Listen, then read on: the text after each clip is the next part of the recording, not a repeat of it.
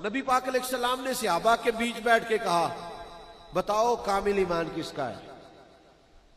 या रसूलल्लाह फरिश्तों का। फरमाया फरिश्ते तो अल्लाह के अर्श के गिर तस्बीह पढ़ते। या रसूलल्लाह फिर हमारा? तो नबी पाक ने फरमाया तुमने तो मुजज़ात देखे, मुझे देखा है। या रसूलल्लाह फिर किसका ईमान कामिल है? तो हुजूर फरमाने लगे उनका ईमान कामिल है जिन्होंने मुझे देखा नहीं होगा और उनका दिल करेगा कभी एक बार जियारत हो ना।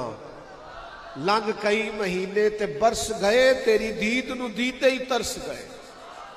कदे टुटिया दिलां वल फेरा पा, मेरी आस भी तू ते उम्मीद भी तू। चिर होया मैनू तरले लैंदियां, कदी मोड़ मेरे वल वागा। ख्वाब मेरी विच एक बार जे आवे ते सारी उम्र ना जागा। हुजूर फरमाते हैं उनकी ख्वाहिश होगी कि एक दफा दीदार हो जाए तो वो